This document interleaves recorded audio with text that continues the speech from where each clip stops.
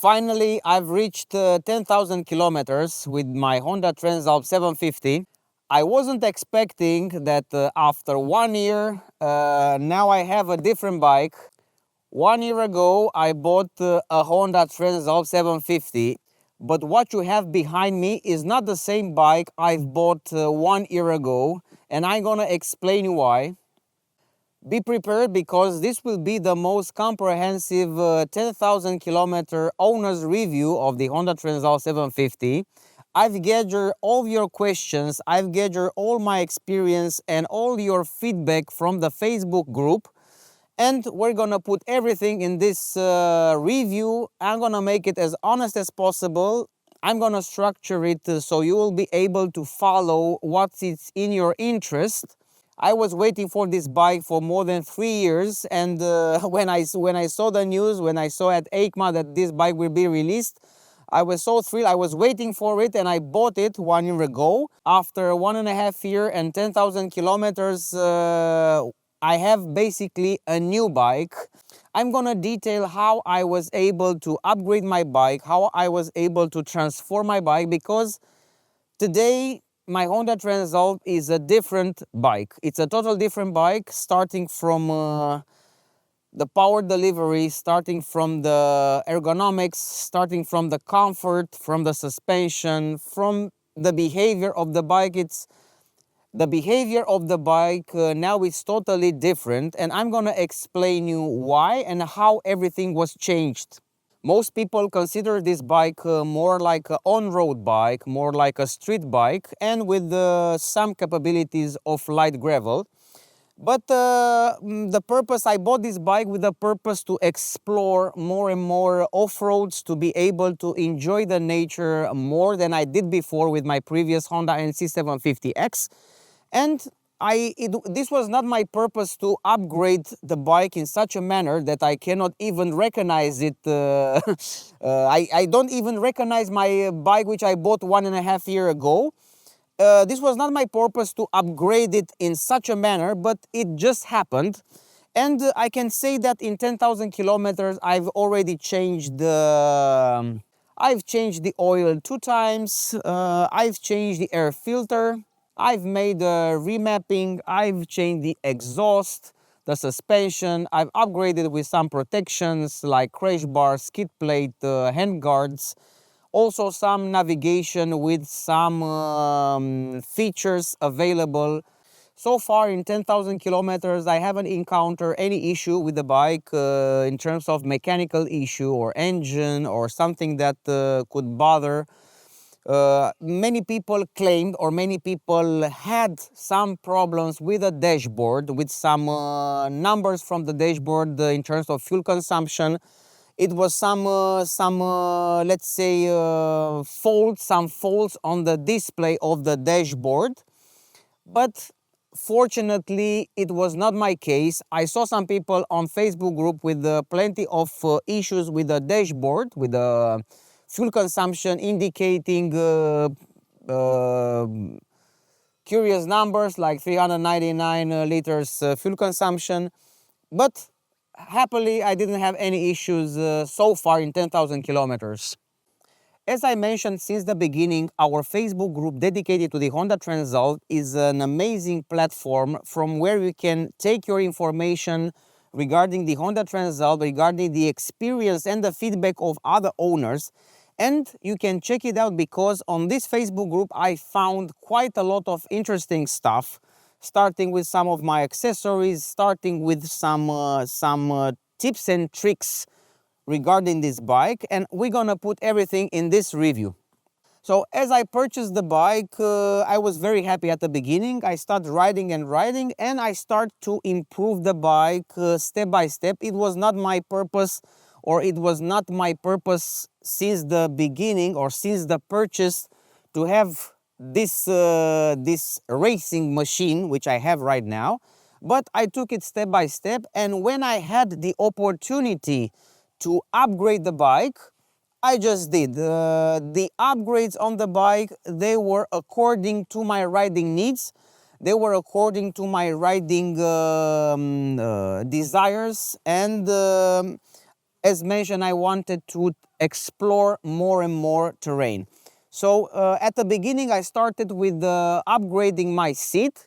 I get in contact with the guys from Officina delle Toppe. I already made a review of this beautiful custom comfort seat. I sent the seat to the guys from Officina delle Toppe and they reupholster it for me. I'm not gonna get in too much details because I've already made a video regarding the seat. The seat is amazing. I've did about 8,000 kilometers so far. Perfect shape as it was since the beginning. No argue about it. The seat was among my first upgrades. Then of course my purpose was to add some protection because when riding off-road you need some protection. So I started to first I decided to put the OEM crash bars and the OEM skid plate and the OEM engine guard. But then I've switched to Hepco & Becker. Why? Because first the price was better, the price was lower than the OEM. And second, the quality from Hepco & Becker, it's quite outstanding. And why I'm saying it? Because I've encountered during my 10,000 kilometers a few crashes. To be more precise, I had 2 crashes. One was on the street and the second one was off-road. And the Hepco & Becker guards did an amazing job. In the same time, I waited and waited for some Barkbusters handguards, but eventually I bought the Service handguards, the Endurance X handguards from Service. That was in terms of protection. Let's not forget about the radiator grill, the radiator protection, the OEM radiator protection. And this was in terms of protection. Then, step by step, I get in contact with some brands and I was able to mount on my bike some of my favorite accessories. The HP Corse high position exhaust was one of them. I was really thrilled when I saw the option. I wanted a high position exhaust in order to have more space, to leave the swing arm somehow open and to get the exhaust somehow in a rally position and more closer to the frame and protect somehow the exhaust and the frame of the bike with this type of high position exhaust. So I received the exhaust, the HP Corse, and after I received the exhaust and after I've mounted, I've changed and upgraded the air filter with a K&N air filter. And after I've upgraded with the K&N air filter, I've also made a remap in order to get the bike work perfectly together with the exhaust, air filter, and with this remap. And now I can say the bike has more torque, starting from 3,500 RPMs, even from 4,500. You can really feel a little bit more torque. I've gained about 5 horsepower. So now the bike has about 97 horsepower.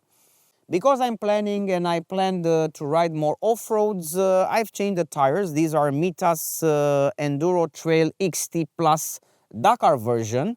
Why Dakar version? Because as you know, this bike has tubes. It doesn't have tubeless wheels. And I don't want to make a flat, or I just want to reduce the risk of making the flat. Therefore, I've also changed the tires with the Dakar version from Mitas, which are more, they have a stronger compound or a heavy duty compound. And inside I have a Michelin ultra heavy duty inner tube. And together in this combination, hopefully I reduce quite a lot the risk of making the flat. The downside of that, it's changing and taking the wheel out, taking the tire out, mounting the tire. It's really a pain because it's very strong, very hard, and it's very difficult to mount it or to unmount it in case, in a very low possibility, in if you have a flat, there are very small chances to make a flat in this combination. But if you're making a flat and you want to take out this tire, it's really almost impossible by yourself. It's very difficult. But hopefully I didn't have any flats, and I'm keeping this tire. I'm planning to keep this tire. Now I have about 3,000 kilometers done. The front is just amazing. After 3,000 kilometers, it's just like new. I was riding off-road, on-road. The tire looks perfectly. The knobbies are just in place for the front tire. For the rear, there is some usage on the mid side, on the middle. But hopefully they can last. The rear, I'm expecting about 8,000 kilometers. This is just my presumption. I don't have, let's say, I'm not certain about it, but my presumption is that they will last about 8,000 kilometers, the rear side. And the front, they can go up 12,000 at least, 12,000, which is amazing for this type of off-road tire, which is, by the way, 80% off-road, 20% on-road. This bike came with the CARPURIDE street tires, with the Metzler CARPURIDE street tires, which they were very good on-road, especially at the turns, especially on the rain, and pretty good on the gravel.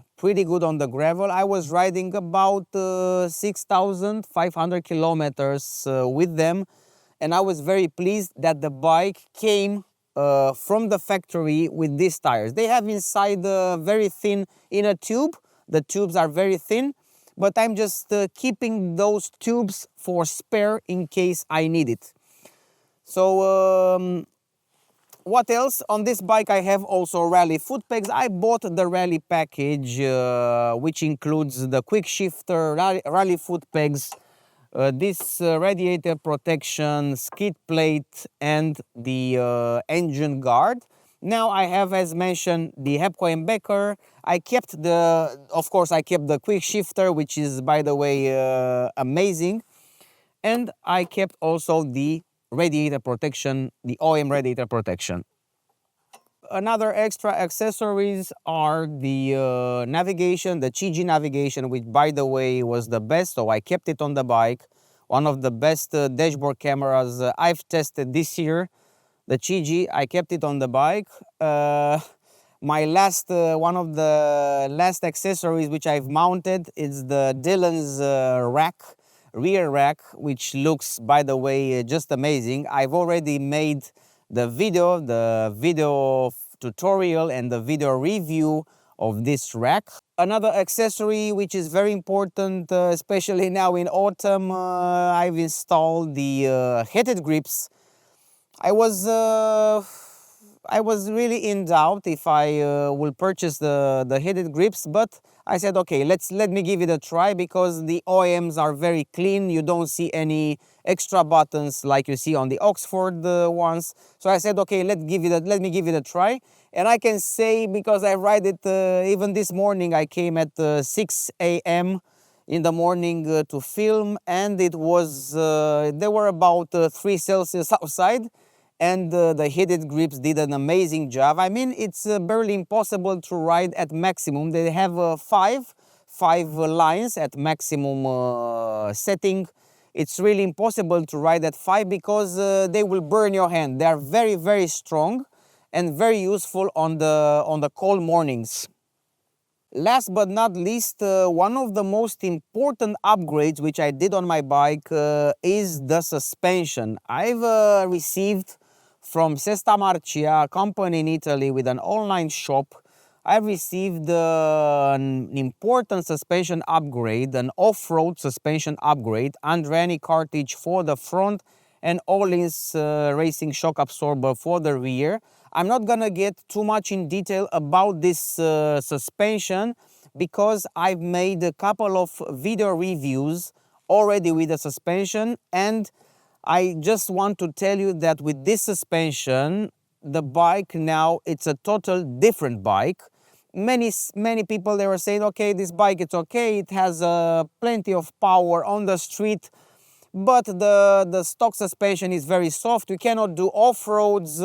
It's not so much off-road capable as the Tenere, as the V-Strom 800DE, which was partially true because the suspension was not at a level to allow you to make some serious off-roading. But with this suspension, which by the way on the front we have 230 millimeter suspension travel. Now we have almost 200 millimeter suspension travel for the rear, and an impressive 250 millimeter ground clearance. So with this setting, I have to say this is a different bike, different power delivery, different comfort, different suspension, a much more off-road capable machine. So with this bike, if you have enough skills, you can push it really hard. And we've seen during this after launching that with some proper updates, with some proper upgrades, this bike can really be a serious off-road machine, because it has a lot of power. You can actually play with it quite a lot. It has a lot of electronics which they will help you. Now with this, you might want to ask how much everything costs, you know, because this is a topic of another video which I'm gonna do, and I'm gonna detail how much this bike costs with all this accessories, with all these changes, with all these upgrades. I also had from ISOTA the windshield. ISOTA, the company ISOTA, is providing me the windshields for the Honda Transalp, for my scooter, for the SH150i, and for the Africa Twin 2024. My friend Zalami has an Africa Twin 2024, and ISOTA was providing me a lot of windshields for these bikes. Now I'm keeping the off-road windshield for the Honda Transalp. I also have a touring windshield, but for now I'm keeping the off-road windshield from ISOTA. I have 10,000 kilometers. You may be wondering regarding the reliability of the bike, because you know, this bike has a lot of power. The engine, to reach that power, you need to really reach a certain RPM, 5,000, 6,000 RPMs. The bike goes pretty high in the RPMs, and some people were wondering if this bike is reliable. And I can say until 10,000 kilometers, there is no issue whatsoever. And I've seen a lot of travelers, a lot of people which really pushed the bike quite hard, and yeah, the bike, it's quite reliable. We need to see if it will reach 100,000 kilometers, 200,000 kilometers. I'm planning anyway to keep the bike for longer time, but so far it's proved his reliability during this short time frame. We need to see if some upgrades will be made on this bike starting from next year's. Most likely we're gonna have a knee clutch on this bike. I don't know if we're gonna have it from this year, but definitely in the years that will follow, the e-clutch will be one of the first upgrades on this bike. So far I have the quick shifter. I'm pretty happy with the quick shifter because it works very soft and very nice, upshifting, downshifting. It works quite good, and we're gonna get in detail with the quick shifter also, by the way. You have plenty of power, you have plenty of let's say plenty of torque, plenty of options in terms of electronics, in terms of riding modes. I would like to refer a little bit regarding the fuel consumption, because I was riding also outside the city with luggage on a trip, and you can expect, if you're riding normally with 90, 95, 100 kilometers per hour on a cruising speed, or just to enjoy the landscape, you can expect fuel consumption of 3.6, 3.7, 3.9 liters for 100 kilometers, which is, by the way, amazing.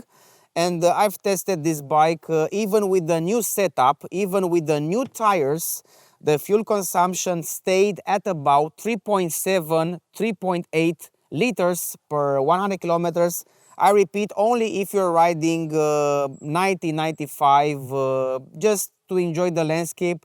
Of course, if you push it more or if you ride more aggressively on road, you can expect about 4.1, 4.2, even 4.4, 4.5 about if you're riding more aggressively, which is anyway pretty good. But for people like me, which are going just to travel very with very low speed, 3.7, 3.8, it's a pretty good fuel consumption. Because I was riding also this bike off-road, I was pushing it quite a lot. The maximum fuel consumption which I've got was between 4.9 liters and 5.5 liters. So these are the maximum fuel consumptions which I've got on the off-roads. So yeah, this was in terms of fuel consumption, and you can definitely count on this fuel consumption on this bike. It's a big plus, and I think you can squeeze out more than 300 kilometers easily with one petrol tank.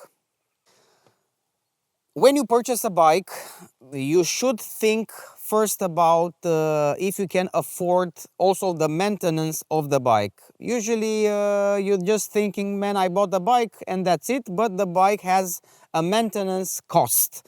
And in terms of maintenance, I did, like I told you, the oil change, which is done pretty easy, even with the skid plate installed. So it's pretty easy to make the oil change. In terms of oil change, I've changed it at 1000 normally, and again I've changed it one more time at 6000 because I want to keep this bike as in a perfect shape, as good as possible, because I'm riding more off-roads, I'm pushing the bike, so I prefer to change the oil each 5000 kilometers. No matter Honda says 12,000, but 12,000 in conditions when you ride it just perfectly straight on a perfect road, on a perfect weather with no dust, no rain, no mud, no off-roading.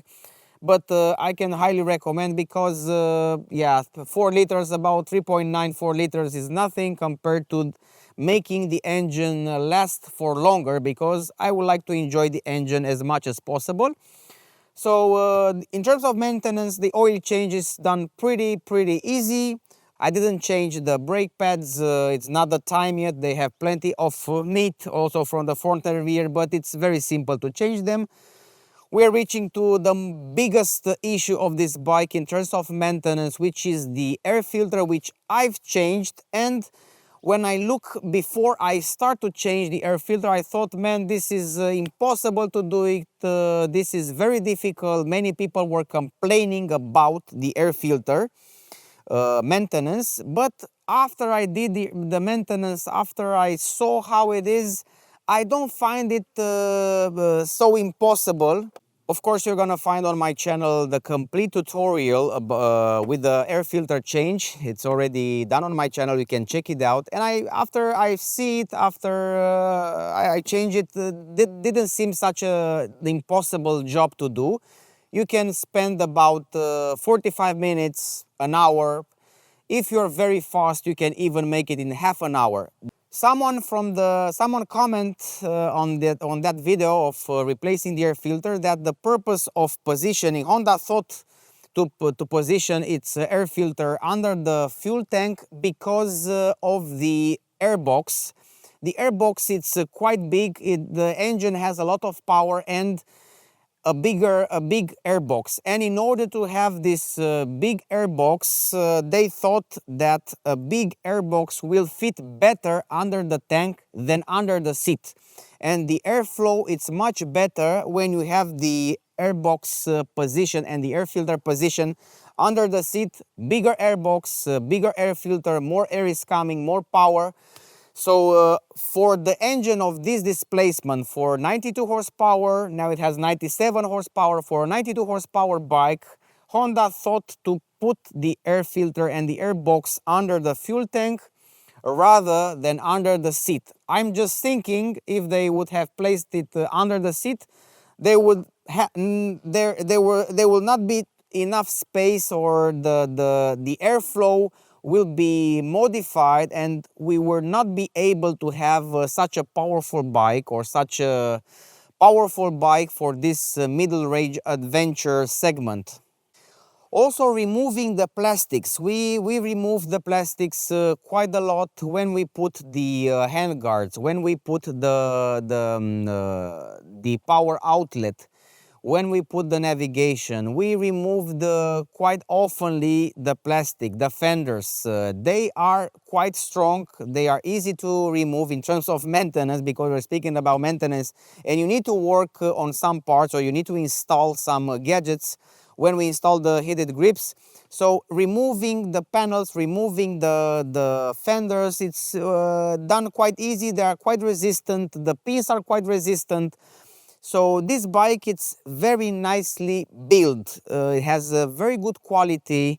It has a very nice buttons positioned. They were not used. I mean, they are not. They seem very strong.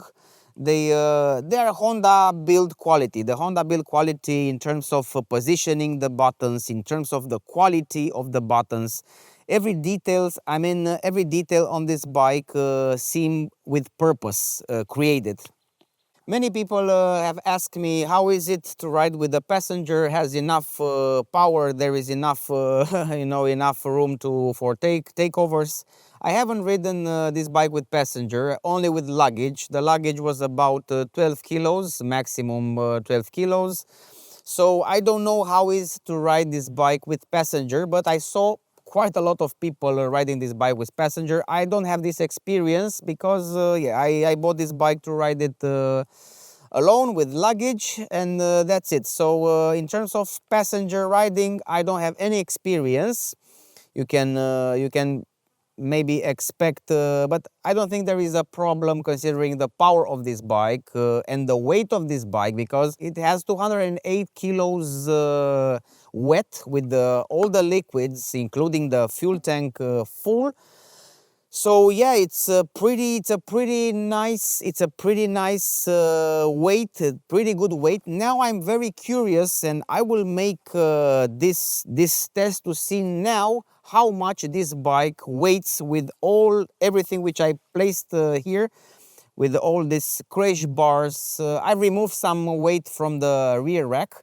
I removed some weight also from the other accessories. This bike is very well balanced and very well made. And when I sit on it after 1.5 years, my impression is that as much as I ride it, as more as I love it. As much as I ride, as much, I like it more and more. As more I ride it, I like it, especially now in this setup, which is, for me, it's a dream. For me, it's a dream setup for this bike. Perfect racing adjustable suspension, front and rear. I have this amazing CHIGEE navigation, which gives me signals when someone is behind me too close, or before I take over, or I change the lanes. I can see in the monitor. We have also a CHIGEE navigation tutorial, separate tutorial, where you can check it out. And this is one of the best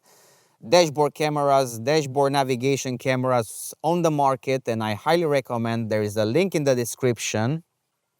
Few words regarding the headlight. At the beginning, it was a problem, or it was let's say a setting problem of the headlight. It was too high, the low beam was too high. So I've adjusted it from the right. There is a bolt on the right side, an 8mm bolt on the right side. Very easy to access it from the right. There are practical 2 bolts, one for the wide spread of the headlight and one for the height. So I put the height at minimum, and now with the height of the low beam at minimum, I have the perfect visibility during the night. During the day, of course, I'm planning to add some fog lights in order to be even more visible during the day. During the night, of course, perhaps I need it in the mornings. Now in autumn, the mornings are, let's say at 6 a.m. There is completely dark. The sun rises at about 7:30. So I'm planning in the future maybe to add some fog lights, but now the low beam, the headlight, after I've adjusted to the minimum height, it's perfect. So I can recommend it if you want to adjust it. If it's too high, put it at the minimum, and this is perfect in this setting. The setting hasn't been changed of the headlight, no matter if I change the suspension, because the suspension was perfectly adjusted by the guys from SESTAMARCIA. The angle of the headlight stayed the same. It was no modification. It doesn't change, you know, up or down. It's perfectly straight. And this means that the suspension, this is another reason for that the suspension was very good, adjusted by the guys from SESTAMARCIA. And because this is an owner's review, but review, I promised it will be a comprehensive, in-depth review of this bike. And now it's time to speak about the negatives or the things which can drastically be improved on this bike. Of course, in my case, what is bothering me so much, and I think it's something which I saw on the Facebook group that has been changed, because, you know, on this Facebook group, miracles are happening. People are coming and posting and showing solutions to the problems. So my biggest issue with the bike, because I'm riding off-road, is the setting which I'm putting, the traction control, the ABS settings, which are not kept after you turn off the bike. You need to put them again. You need to put again the traction control. You need to put again the ABS. You need to remake the settings. It would have been perfect to have a button if I'm selecting the user mode and I'm stopping the bike. When I start the bike, I want just to go off-road and continue. But no, with this bike, you need to put again off the traction control, off the ABS. For security reasons, for safety reasons, Honda decided to restart the traction control and the ABS settings when you turn off and on the bike. So there is a solution for that. Some guys from Facebook, you can make this. There is a button, basically with the press of a button you will be able to switch very quickly between the off-road mode without traction control and ABS on the rear. You can switch back to the normal setting, off-road mode, on-road, by a click of a button. This should Honda have done since the beginning. We don't want to lose a lot of time putting back the traction control and the ABS over and over again on each stop. So this is the biggest issue for me because I'm riding more off-road, but it's an annoying issue with Honda, needed to fix it.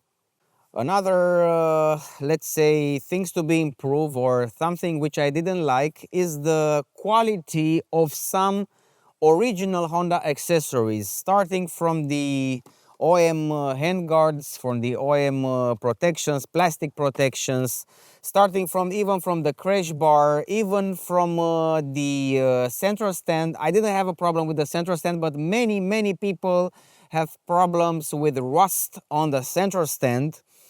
So some of the Honda OM accessories, even the crash bar, is very expensive for what it's offering.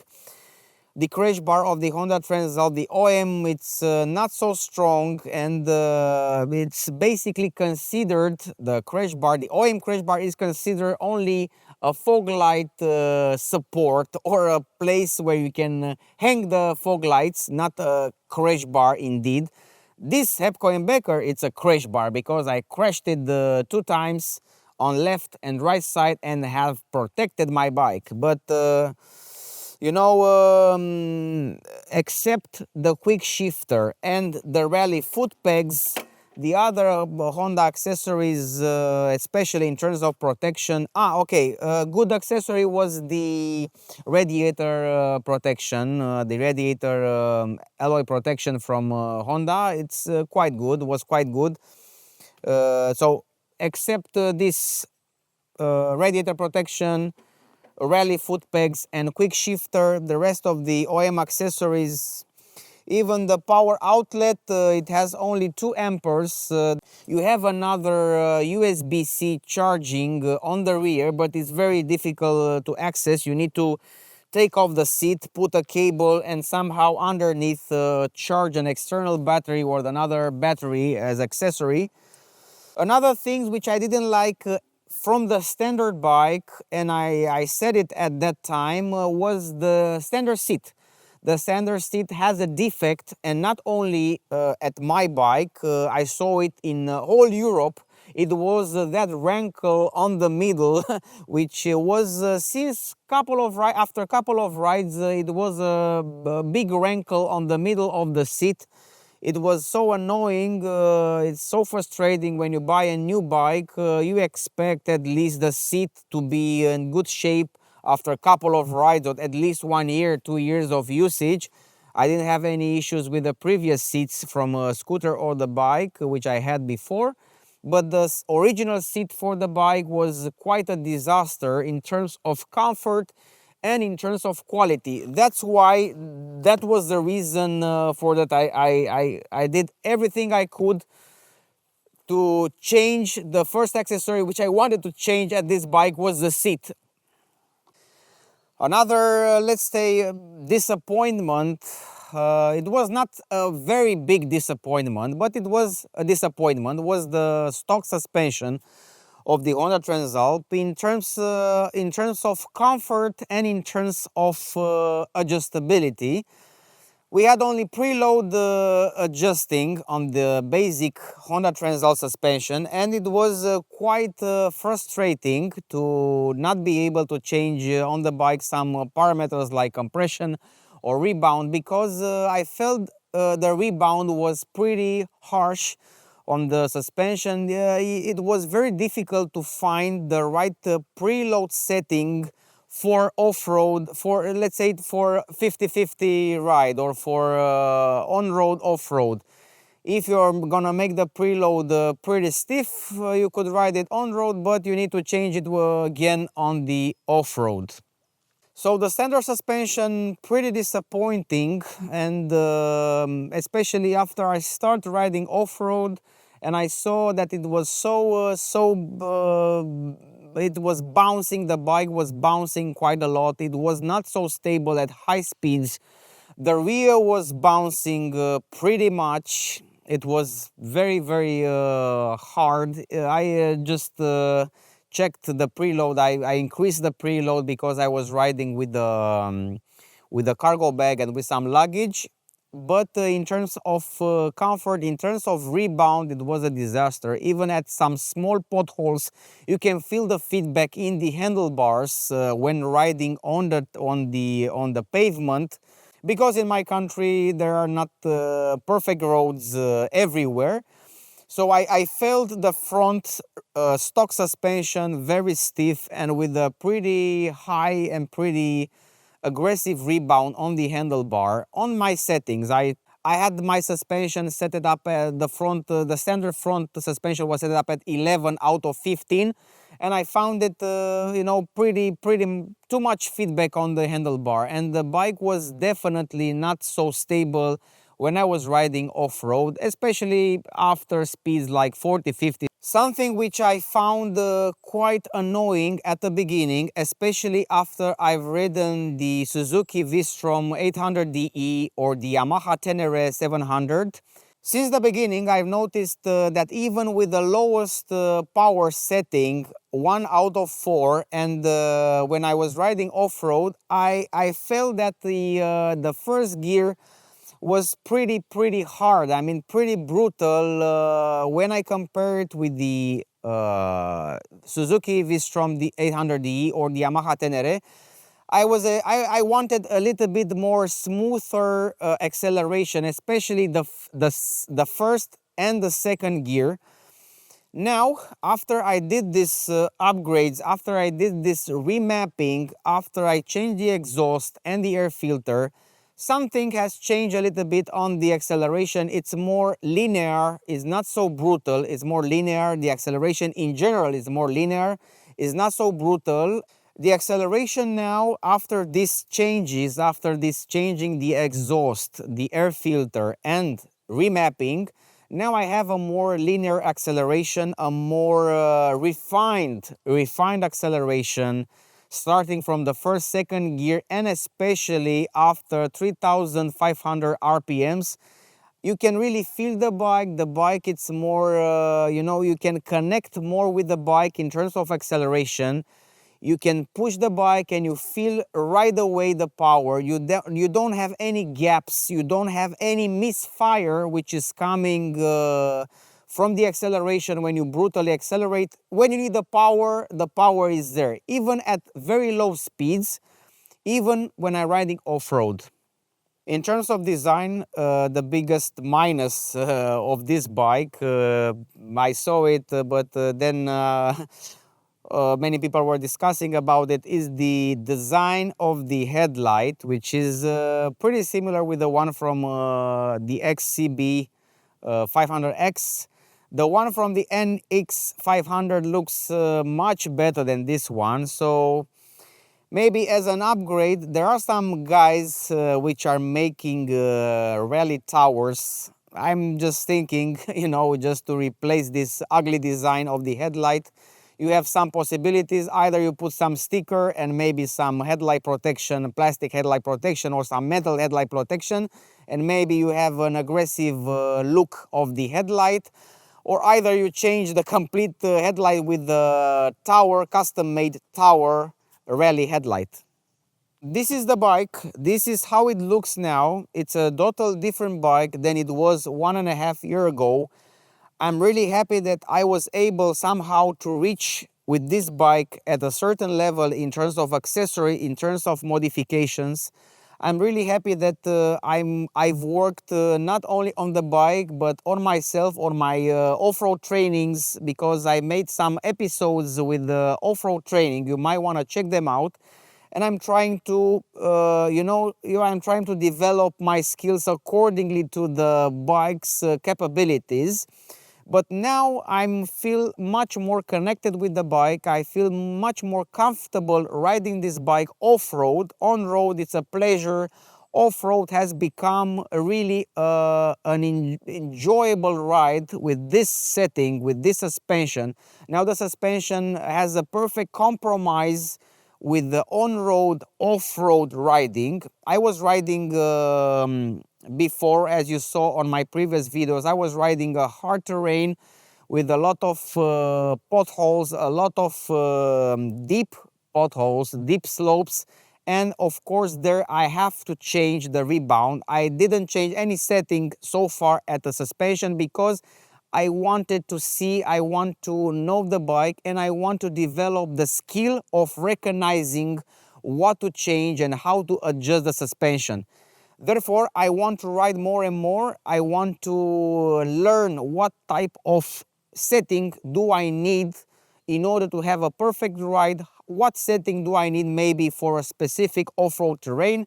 And what is the perfect balance for on-road, off-road riding on the trips which I'm making?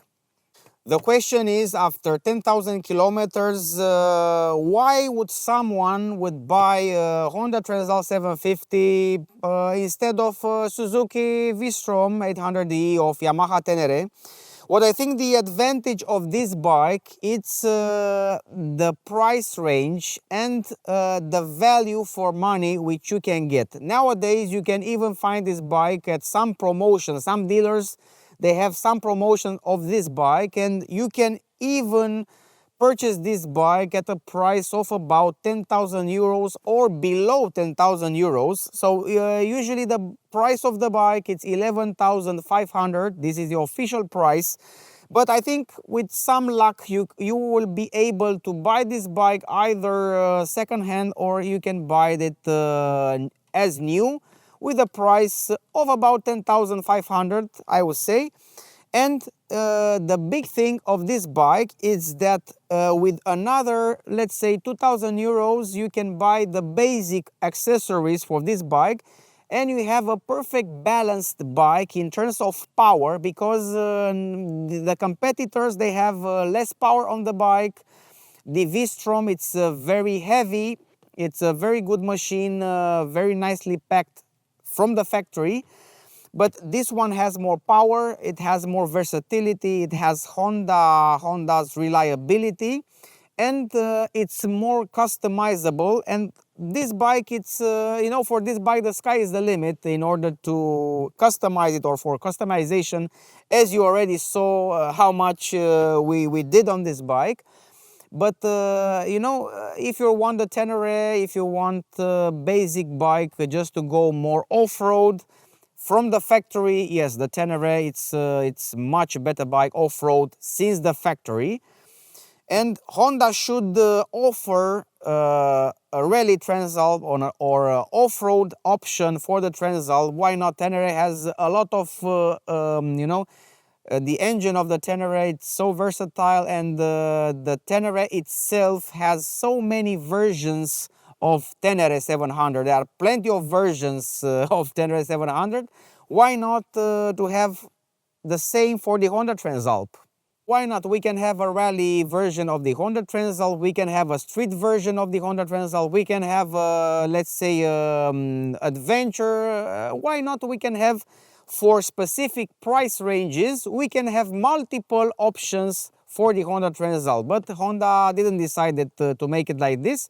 Yamaha, with the Yamaha Tenere, has not a problem, doesn't have a problem having 3 or 4 bikes with the same engine. You know, so this engine is also on the Honda Hornet 750. And yes, I think this bike is very versatile. It has a lot of power. You can ride with passenger, you can ride with luggage. It can definitely, you can definitely ride in any conditions, even with a stock suspension. If you're not riding fast, there is not a problem. Many people were complaining when we're coming to the negatives that this bike doesn't have a tubeless wheels, but in the same time, the V-Strom 800E doesn't have tubeless, Tenere doesn't have tubeless, so there are plenty of bikes which they don't have tubeless. But of course, if you want to have tubeless tires for this bike, or tubeless rims, it's not a problem. You can. It would have been nice to have it from the factory, but this bike, it's also built to ride, to be able to be ridden off-road. So off-road, I think the tube tire, it's much more appropriate for the off-road riding, and the tubeless tire, it's more for the on-road. So I think Honda decided pretty good to choose tube tire for the Honda Transalp. Of course, if you want, there are plenty of options. You can upgrade it to tubeless. Another thing which people complained, it's the cruise control. Many people ask, why not this bike have cruise control? But let's be honest, if you have tubeless tires, cruise control, any other gadgets as extra, everything as a package since the factory, the price will be almost as an Africa Twin. So, you know, in terms of pricing, Honda needed to, I suppose, needed to keep its price. And I think this bike, as it is, as standard, it's a good value for money. How is the bike at very low speeds in the off-road, in the forest, riding very slow, trying to ride unknown territory? How is actually the suspension handling? How is the bike? How do you feel the bike? Well, as you saw it already, at very low speeds, when you are with all over the place, fallen roots, fallen trees, grass, different surface, you have slopes, you have uphill, downhill. The bike, it's quite heavy for this type of riding, if you want to ride slow. If you want to ride fast on a trail, or even if you want to push the suspension on a long trails, somehow on a straight road, even if the road is damaged, but if it's straight. But when you try to maneuver the bike through the trees on an actual forest with unknown terrain, with everything unexpectedly, for example, we have a lot of fallen branches. We have a lot of branches on the road, and sometimes you don't have the option of overpass them. You just pass them over, and it's you know, when there are many of these, when it's a lot of terrain, it's very difficult at low speeds. Also, I didn't mention that the bike now, it's very tall, it's very it has a very high ground clearance, and you need to carefully choose your stopping point. Your stopping place is very important, because if you are stopping and you have not enough space on the right, or there is a slope on the right, you cannot put your foot completely down, and you can unbalance, and you can easily fall left or right side. So it's a new challenge now with this high position suspension with a higher ground clearance. It's a challenge, and you need to find the right place to stop. You need to get used with it, especially at very low speeds in the forest with obstacles. You need to get used with it, you need to practice, and the bike is heavy in this type of environments, in this type of riding. When you get out of this narrow space forest with a lot of trees, with a lot of fallen branches, when you get out, no matter the surface, you can ride the bike perfectly with this suspension. Otherwise, you saw it by yourself. I want to mention two big, or let's say three big disadvantages after changing this, after upgrading the suspension on this bike.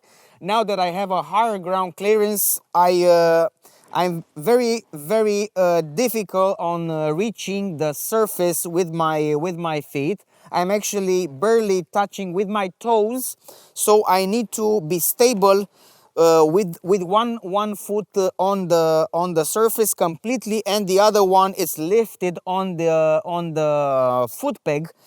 The same idea I do on the left side, so I need to choose very carefully the stopping point, especially when I'm off-road, because if there is a slope on the right, or the terrain it's uneven and there is more space on left or right side, I risk very easily to lean the bike right away on the surface. So it's very important to be able to put my bike. Now the bike is very tall.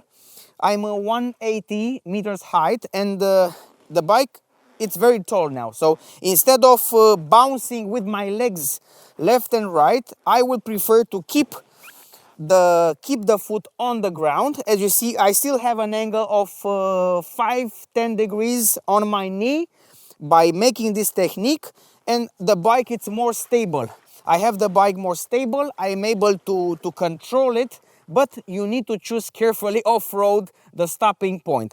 The second issue is regarding the side stand. The side stand, it's the side kickstand it's very short now. It makes the bike to lean quite a lot. It leans about more than 45 degrees, about 45 degrees. So the bike leans quite a lot, and I need to change the side stand right away with an adjustable side stand. Altrider had something, or has something, which I could use. And another issue is regarding the main center stand, which now it's useless. Let me show you.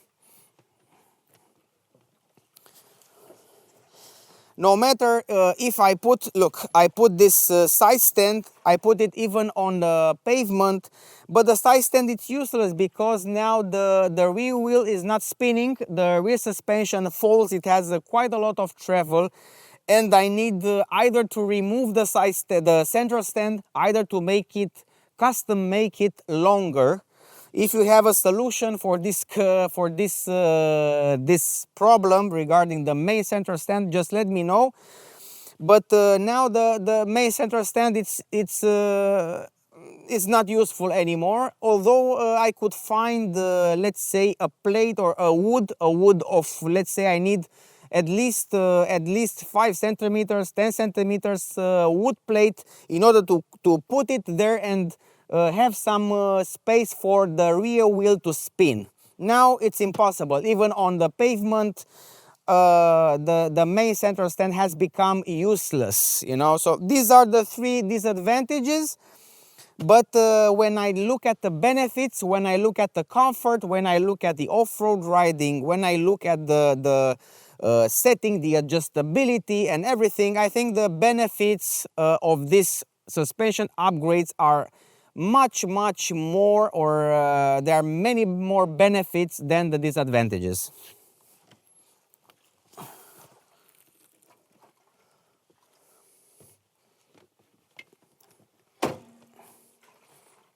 If you would like to have more infos, if you would like to post your feedback, there is this Facebook group, Honda Transalp. There is a link in the description with it. People, owners, more than 25,000 owners of the Honda Transalp 750 are sharing their experiences, their feedbacks, their pictures, their videos. Everything is there on this Facebook group. A lot of information you can find over there. If you have further questions, if I've missed something on this review, please let me know. If you have any question, just place it in the comment section down below. I look forward to the next review, to the next 10,000 kilometers. So my next review will be at 20,000 kilometers. I'm planning to make a couple of trips this year because the weather is allowing. The weather is still good for riding here in Europe, in some countries. So I'm planning a couple of rides. I'm planning to offer a constant feedback as you are used before. And I'm planning to make the videos according to your questions, according to your comments. We've reached 15,000 subscribers. It's unbelievable, and over 5 million views on the Ideal Bike Adventure channel. Thank you for watching. Don't forget to subscribe and see you next time.